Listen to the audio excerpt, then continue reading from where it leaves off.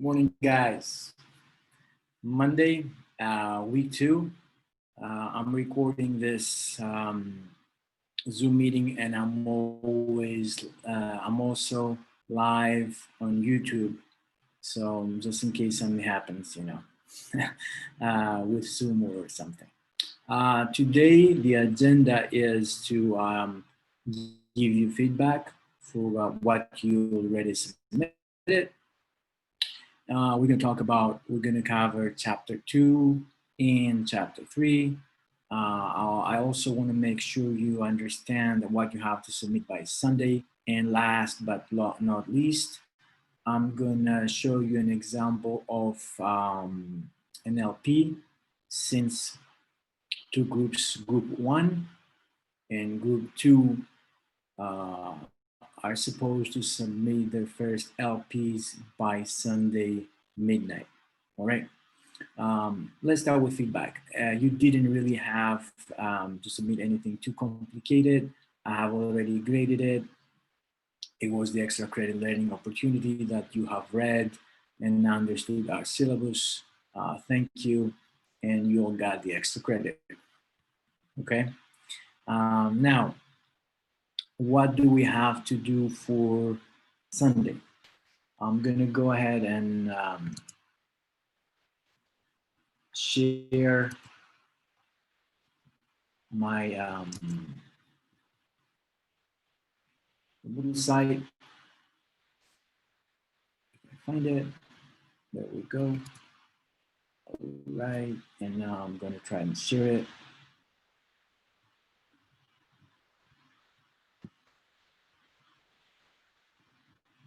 All right. So we're done with week 1, right? We're moving to week 2. And as you can see, we're covering chapters 2 and 3, which means we need to submit LO2 by Sunday, right? And LO3 again by Sunday midnight. Cool. Additionally, chapter 1, groups 1 and 2 have to submit their LPs. And if we go to the forum, groups, that means that, again, Selena and Chris and Claudia, group 1 has to do learning from practice 1, and group 2 has to do learning from practice 2. Okay, if you have any questions, let me know. Just make sure you watch the whole video, because at the very end, I'm gonna show you an example of how you could do it. All right, again, you have the whole week. Start working on it early. Let me know if you have questions. Tomorrow, don't forget office hours from 3 to 4:30. 3 to 7:30. So I'm gonna send again out the link for our office hours, and you can log in during those 4 hours and a half, and we can talk about that too. All right. Okay. I'm gonna stop sharing this. We're here. So next thing in my agenda right here is chapter 2. So let me go ahead and share chapter 2. There we go. And let's go here. Let's go. Let's see here. All right, so chapter 2 has to do with government. If you remember from my last week in the first chapter, we're gonna pretty much talk about this industry, the sport industry, and its 3 main players, right? the, the government, the non-profit, and the profit or professional. Okay, so today with the first two chapters, we're going to cover the government, the state, and the non-profit. Okay, let's start with this. Okay, so here, pretty much we're going to start by defining the government. We're going to try to explain why the government should engage in sport, and because there are a lot of people, you know, who are against it, and make sure we all understand why and how much the government should engage. Okay. All right. Let's start. So, in general, when we talk about the state, a lot of times we talk about the government. So we're going to use both terms for this semester. And the state creates all these rules and all these regulations that pretty much create a framework for how our society is supposed to work. And when it comes to sport, it's not something new when we talk about government intervening or getting involved in the sport. Just think about even the ancient Olympic Games in Greece, right? Uh, those games were sponsored by the city state. So it's not something new that we have. But currently we see it with facilities, okay? And we'll have a lot of examples, not only facilities for amateurs, right? But also for professional teams. Do you know that the city of Dallas has paid 30% of the Dallas Cowboys stadium? Same with Minneapolis, Minnesota. Same with the Buffalo, at Buffalo again in football, and Atlanta Falcons, same thing. So that's just an example of how the state can intervene. Of course, we have training centers and sponsoring signs that has to do with sport. It's a great example, apart from that general funding support. All right, so let's start about why we should like something like that, why we should support something like that. First of all, I'll go from the bottom up. Let's talk about the health impacts. Okay, in this major, you know already, and especially you guys, you've been through a lot of courses. But for example, in 212, we have talked about the cost of disease and the cost of not being physically active, right? And that's something that the society has to pay for, which means it's tax, all of us, tax dollars, right? So by the state, for example, creating parks and basketball courts and you feeling safe to go outside and take a walk with your dog or exercise, that has an impact on that, right?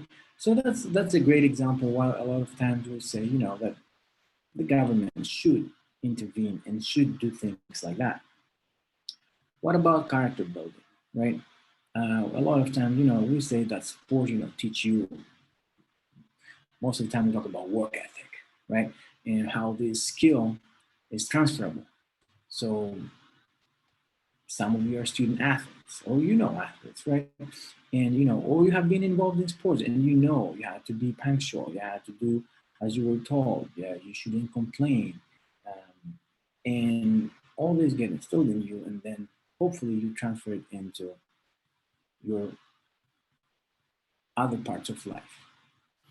And by saying well-being of the society, a lot of times we mean, creating some a sense of cohesion. We're part of a group, right? And we're all pretty much the same. We're all active. We're part of a group that we feel important, and that's of course a crucial part for building a nation.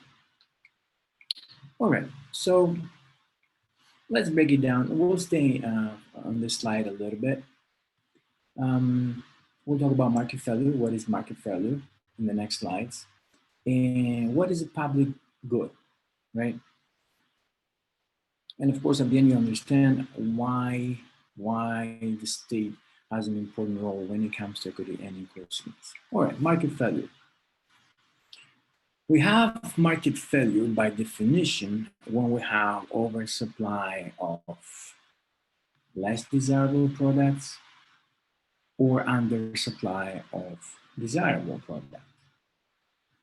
So when we have undersupply of a desirable product and the private sector doesn't care to match it, then guess who should be responsible for doing that? The state, right? So that's an example. What I want you to understand is that in market we have what we call private benefits and social benefits.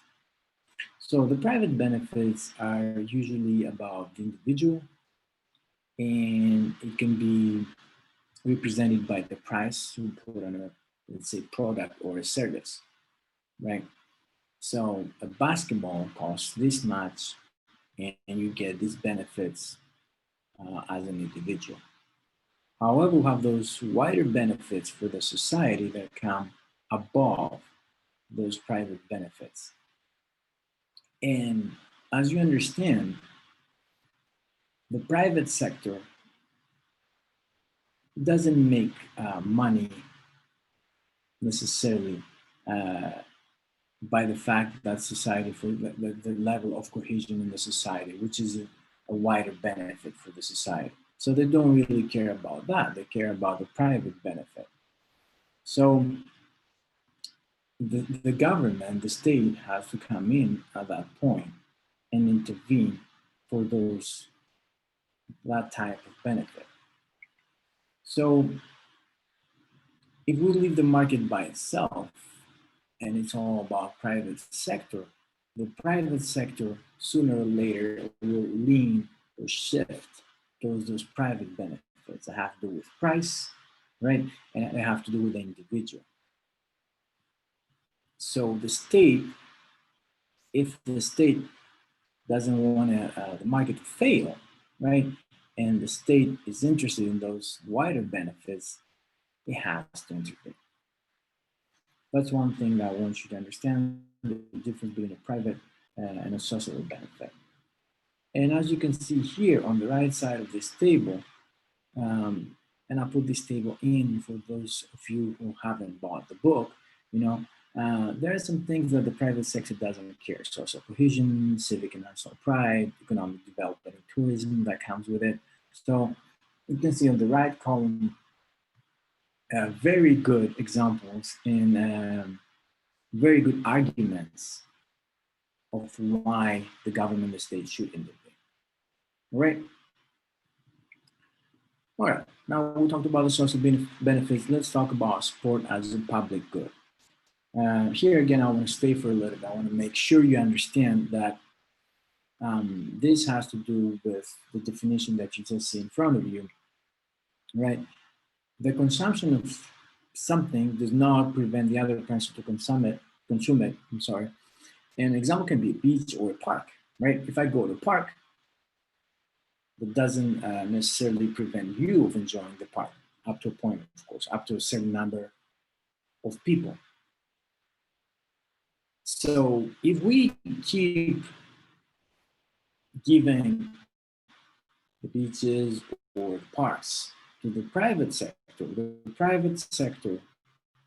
will try to make money out of this and will prevent some people from using it.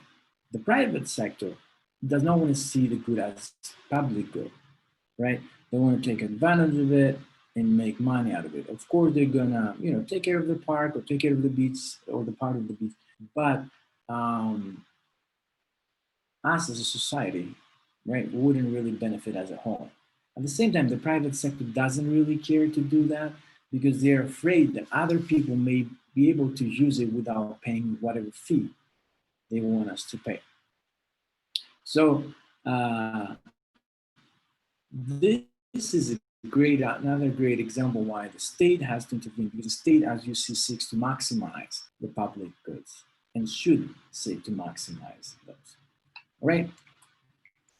And of course, we need to fund, and we need to make sure everybody has access and everybody's included and everybody is treated equal. So we have parks in all parts of town, we have basketball courts in all parts of town, and anybody, everybody, no matter who they are able to participate in an equal way. There are programs for everybody, facilities for everybody, opportunities for everybody. And that's again another great reason why the state, the government, should intervene, because the government should be interested for a high level of equity and a high level of inclusiveness. The private sector wouldn't care again that much because we're going back to the private benefits. Okay? All right. So, how much? Um, that really depends. And it really depends on how society, the ideology of society has been built upon. And as you can see, there are different perceptions. There are different perceptions of what sport is and what sport can do for the society. And we're going to have a table in a little bit and pretty much go over it and see some different examples of um, how much the, the state should intervene. All right, there it is. I was trying to find it. Okay. For the purposes of this course, we're going to talk about 4 types. Okay. You see on the left, conservatism, reformism, neoliberalism, and socialism. And in general, you see it as a continuum. There are people who are like no involvement of the state, let the market decide, all the way to, yeah, we need to control the sport industry 100%. Okay. For example, in conservatism, you see there is, they don't really care so much about sports, right? To control it, they believe that it should be owned by the private sector. Although in the conservative, you see that they care about, laws that have to do with alcohol or drugs or something. So they care about the social aspect to regulate that, but they don't care about the business aspect. As a result, they believe that the sport fulfills its function, as you can see on the right side, when it is done for its own sake, played by amateurs, managed by volunteers, and generally left to look after its own affairs. All right. So the second one, as you can see, the reformism is a little bit different kind of type. It's a mixed economy. Now we go for regulation of both social and economic affairs, and there's more direct involvement in sport.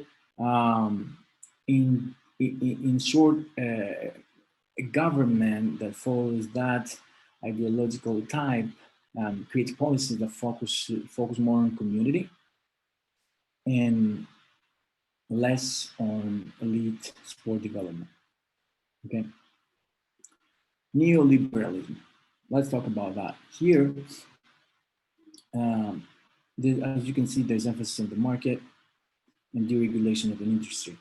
In short, they don't believe that they should engage directly in most economic activity, but they believe that they should rather provide some basic level of infrastructure and also legislative guidelines within which private business can operate, can thrive. And the last one is socialism. There is some central planning, right?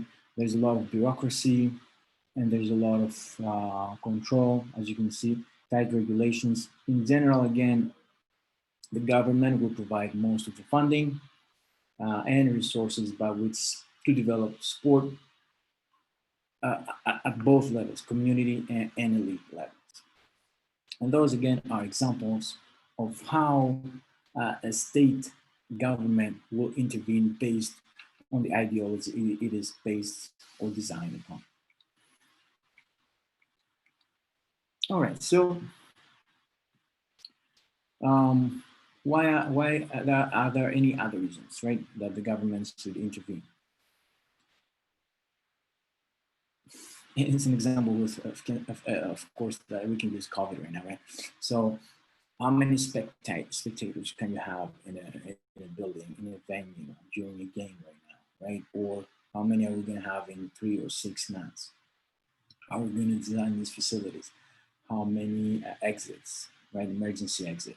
So, and besides that, there's a lot that has to do with gambling. And a great example is has to do with horses and horse races, right? It's a great example how the government intervenes not only for betting, but also for the safety of the horses themselves, right? Because it is well known they can give them stimulants to run faster or depressants to run slower. We want, of course, the horses to be healthy, the riders to be healthy, and all this betting activity to be legal. So that's another great example why the state intervenes. All right, this is the shorter of the two chapters. These are the take-home points.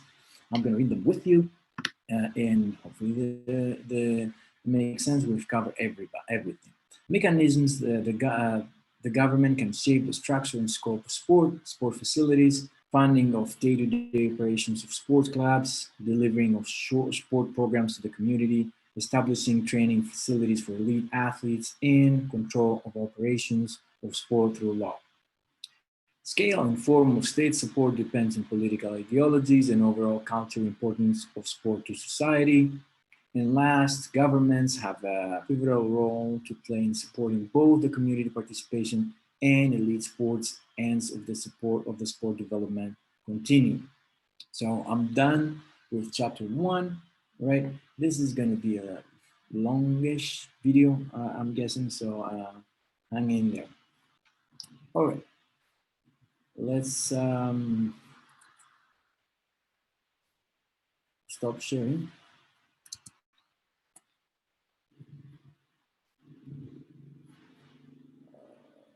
Stop sharing.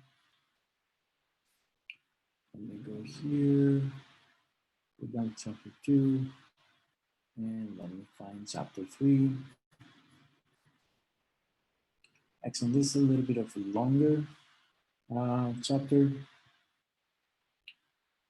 Let me share it. Here we go. Some of my coffee. All right.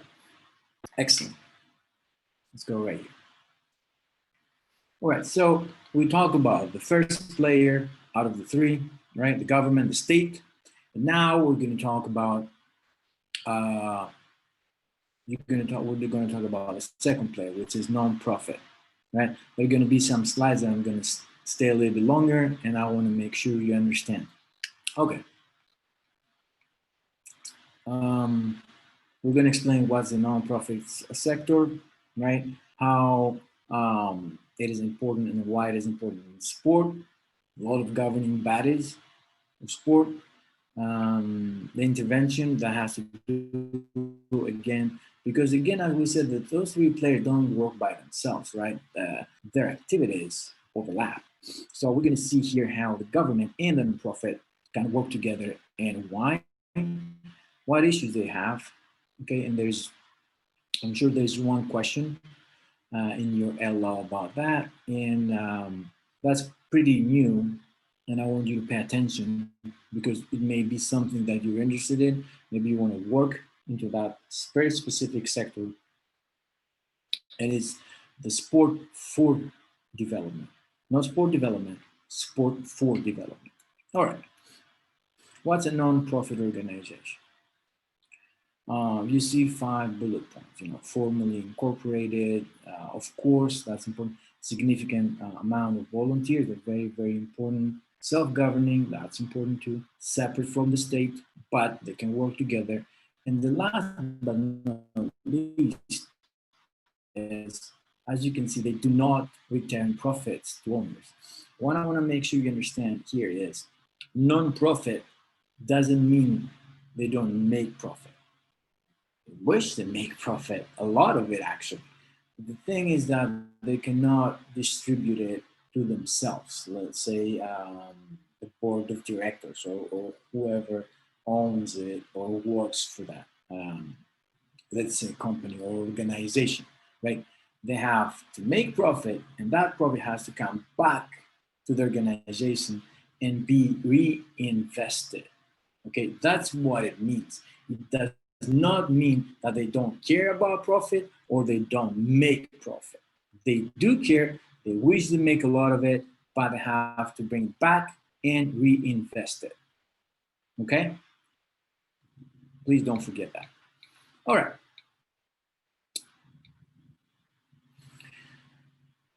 Let's see what's going on with nonprofit in general society, right? We have that term that's called citizen engagement, and that's huge, right? Take, for example, the country of Canada.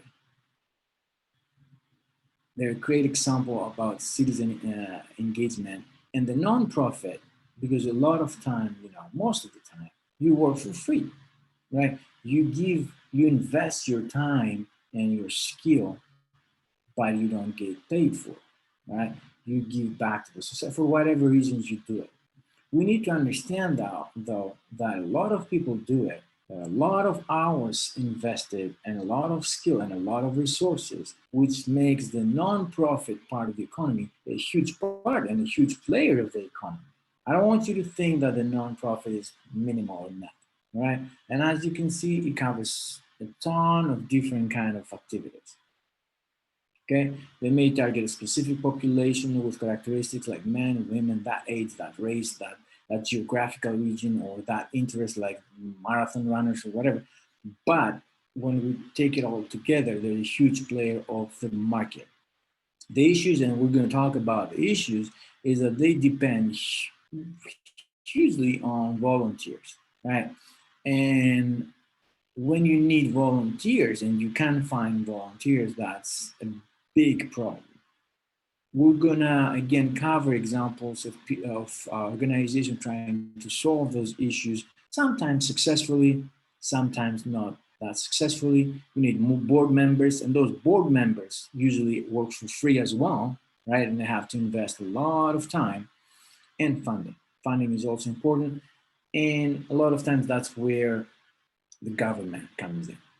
Okay, all right. So different kinds of organizations, different kinds of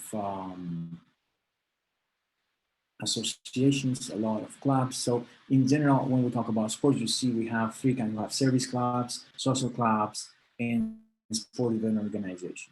For us of particular interest, of course, we have some lobbies, some governing bodies. We're going to talk about all this in a little bit. Sport event organizations, and you're going to understand in a second. So for example, in Australia, we have this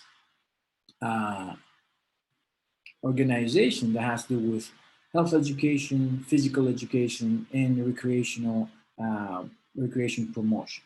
Okay, of course, and they're trying, of course, to promote those activities by offering opportunities to the society. There are people who are getting trained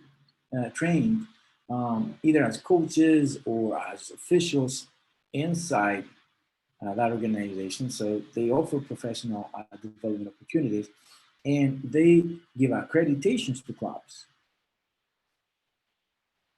That's an example of an organization that is nonprofit and has a huge variety of activities. All right, another one, Central Council of Physical Education, right? That's in the UK. Main effort, the main responsibility is lobbying. So people who represent national sport organizations come together and they create that lobby that goes back to the government, and they ask as a group of people, right? That's what we would like. That's what we would like to promote. For example, physical education in schools. They go and they try to influence uh, the government policies by explaining why they think adding this many hours in the school system is important. IOC, International Olympic Committee, right? I hope you all know this one. They have the rights of the Olympics, from the logo to everything. There's a group of people, the immortals, that they have to decide about which city is going to organize the next Olympic Games. The Olympic Games, the Summer Olympic Games, for example, are being held every 4 years. You know what happened with Tokyo this year, but in general, it's every 4 years, and there are international federations per country. So Greece has one, the US has one, Canada has one, Australia has one, and so on and so forth. And another subsection of the IOC is that WADA, that has to do with anti-doping control, and of course, again, WADA has uh, parts of it in each country. So there's USADA, US. So you get what I'm trying to say. Commonwealth Game Federation, again, a federation that has to do with the organization of the game every 4 years.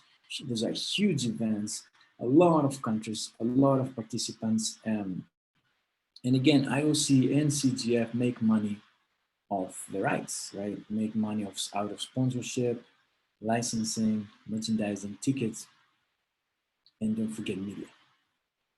Huge player. But we're going to cover that as we go. Paralympic Committee, pretty similar to the IOC, has to do with Paralympic Games, different categories and how you group athletes per disability. That's very, very different. If you have the opportunity to watch or even be close to IPC games, they're very, very, very inspirational. All right, so let's talk about that non-profit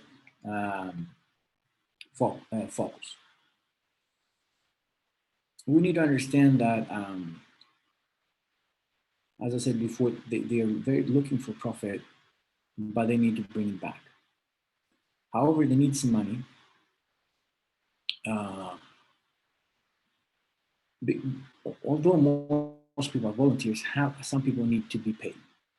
Okay, some people need to be paid. Some services need to be paid. Some facilities need to be paid. And in general, a lot of those non-profit organizations are independent, are dependent of each other. Okay. But when it comes to the governing bodies, it's really important to understand what is governance. Governance is who's making the decisions. And there are different kinds of systems, but I'll give you an example in a little bit, but whoever is the governing body is in charge of that management and administration.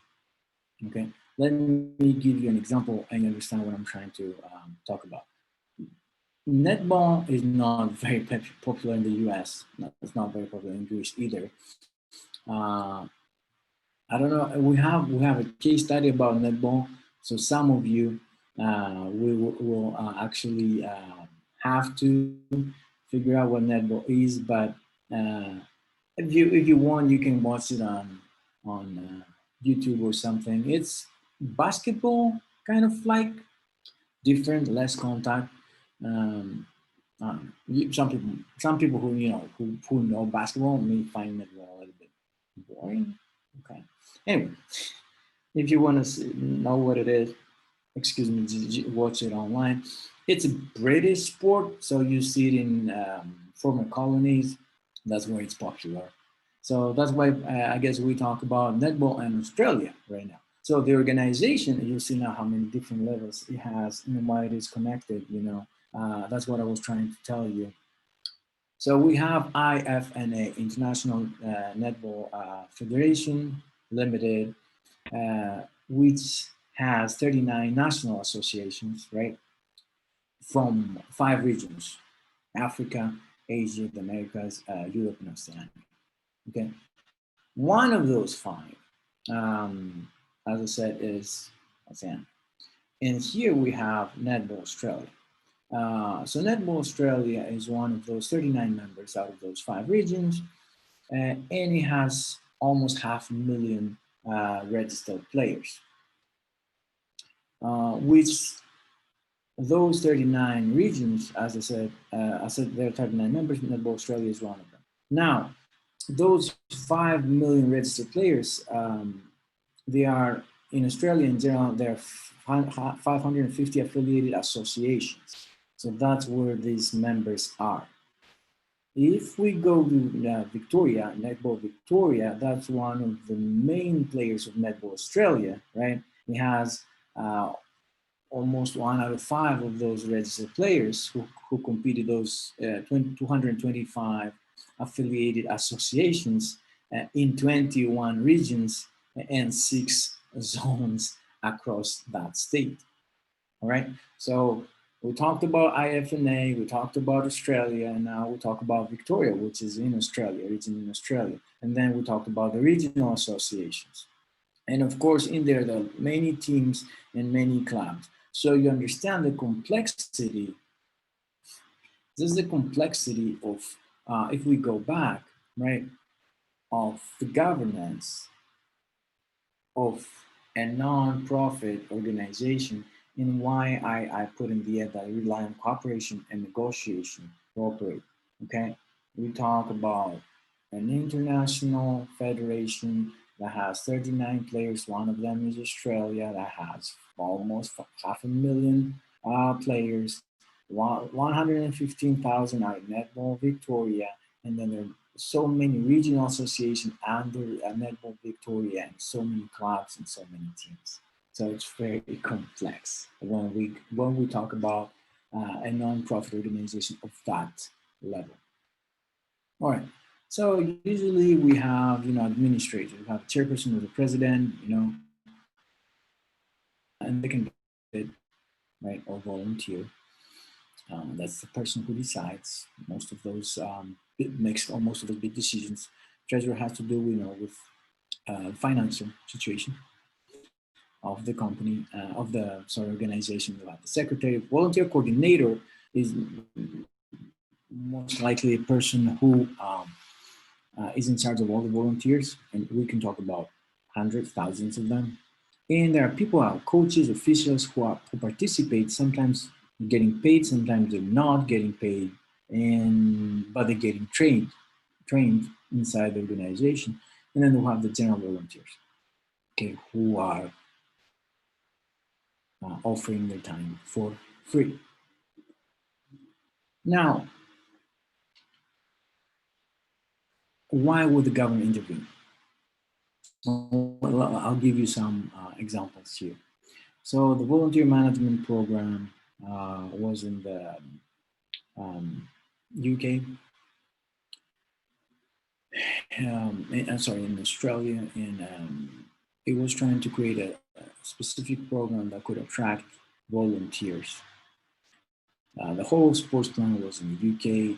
They identified 30 promising sports that had to do with youth, and then they tried to create programs that had to do with those 30 sports that then would help them recruit volunteers. We have the Club Mark program. Then again, it was in England, and it was an official program that what they were trying to do is create a sense of organize those different clubs in the UK. Those clubs will try to get a Club Mark association. And again, that was a state program that was trying to help the nonprofit, okay, be more successful. Last example, as you can say, is the England Sport Makers, that I put it down there. I want to talk about it.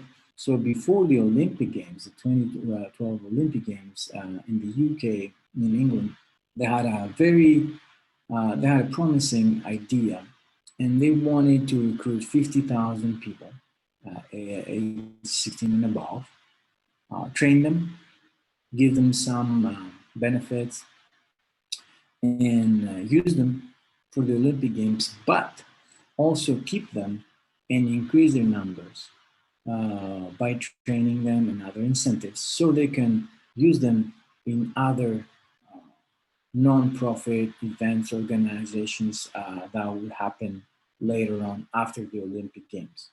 Of course, in 2013, when they evaluated the success of the program, they figured out that it failed miserably. However, again, it was an example of another government intervention trying to help a non-profit or many non-profit organizations. Okay? All right, so do non-profit, does the non-profit sector have issues? Yes, and the very first thing they have, of course, is with law. And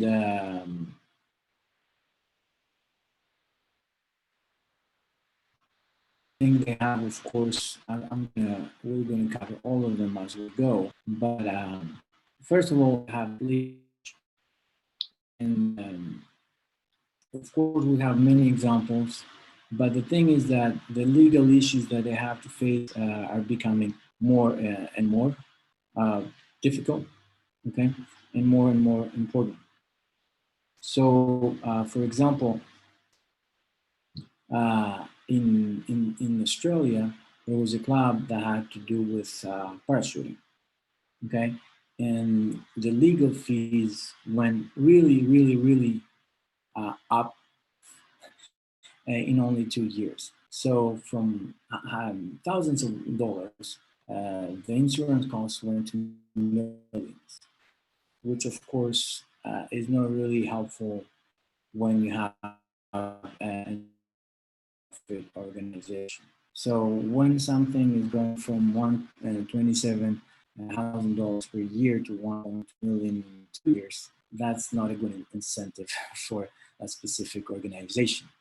A lot of people also, as you can see, they're not interested in informal participation. They don't want to engage in a year-long championship, for example. They want to keep it more informal. They want to, let's say, play pickup games with their friends whenever they want to.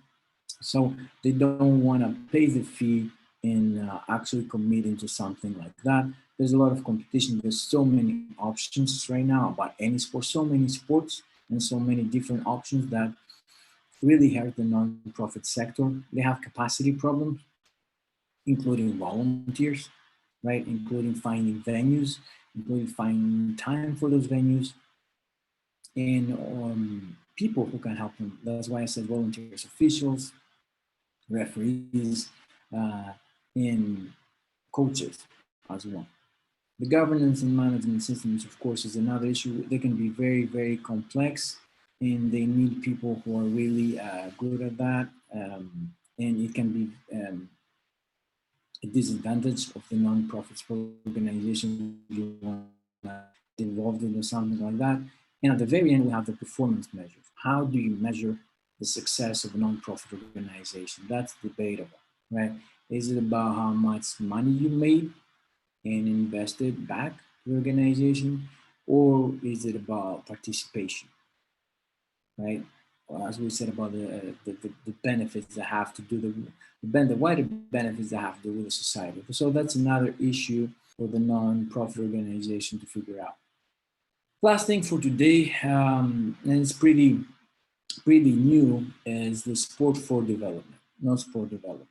So those SFD programs, we're talking about programs that a lot of times take place in Africa, Latin America, or Asia. And by creating, sport opportunities, let's say you create an after-school program in, no offense, Ghana, right? And you create a sense of cohesion, and you create other opportunities, even financial opportunities for those kids. So those programs, we're talking about developing nations, right? And when I was at Baylor, I know a lot of Baylor students would go and work in the summers in regions like that, offering opportunities of development through sport. Okay, so that's another thing. You foster that intercultural exchange, conflict resolution.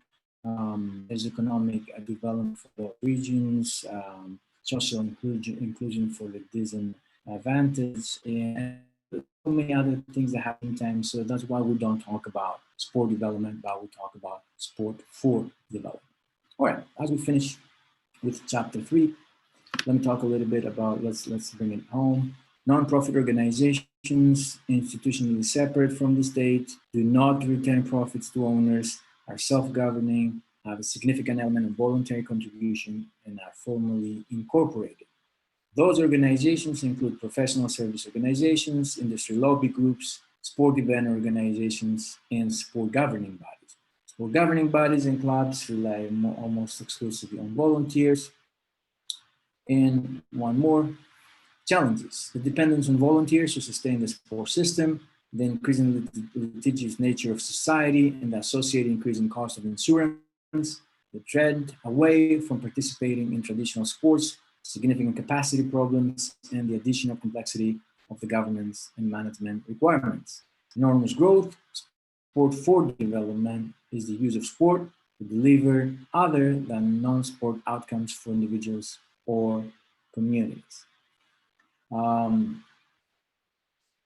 stop sharing my screen, and we're done with chapter 2, chapter 3, I'm sorry, as well.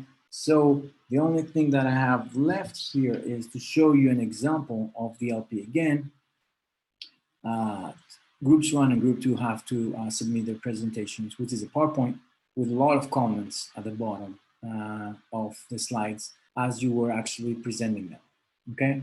So I'm gonna show you an example for chapter 2, and I'm gonna try to explain what I would like you to do by giving you this specific example.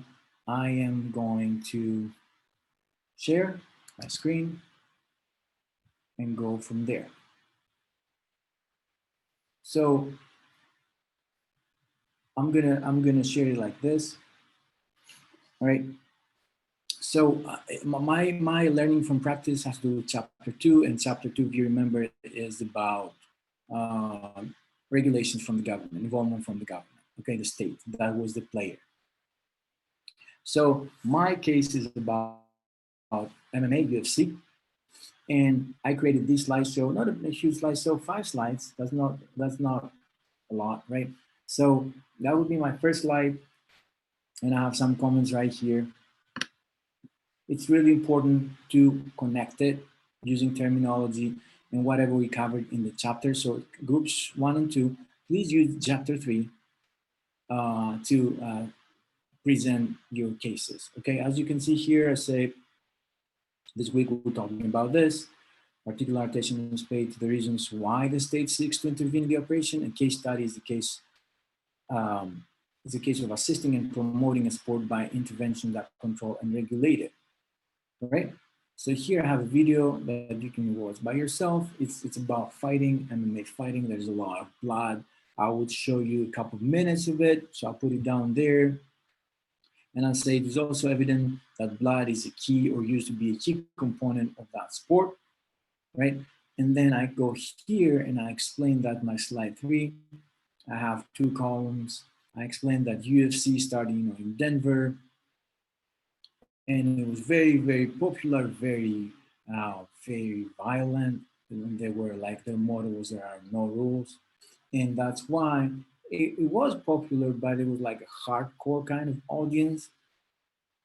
And then there were, but there at that point, there were no regulations. In 2001, they renamed it, they rebranded it as MMA. And that's, we'll have more regulations And because they had more regulations, they made it more of a sport, right? And that's how they got more followers. And the last thing I say here is about the athletic commission. So my next slide has to do about the athletic commission because that was a key component of going from UFC to MMA. So in general, you create those slides, you explain a little bit your case, don't expect everybody to know your case. You connect it with a chapter and you write things down here in the comment section that you want me to read. And those are the things you would actually say if you were presenting it. Does it make sense? And also I have the template, the Plattsburgh template. If you, it's not this one is not the Plattsburgh template, but you can use that template if you want to. All right. This again takes you to the Athletic Commission of the state of New York. And I will show you this. You can click on it, right? It takes you over there. And what I would say that is that in the US, MMA is regulated by the AC, right? And different states have different commissions, athletic commissions. So for a fight to be approved, it has to be submitted over there, and they make sure it's safe. So we don't have fighters that have different levels of or weight categories, or they talk about gloves. They're like the dehydration protocols, what we're doing after a fight. When can you fight again? Who's going to be the official? What kind of training should the officials have? What's the venue? Where is the venue? At what time? So they control everything, and that's the difference between UFC and MMA. That state regulation that we see. You see how they overlap, right?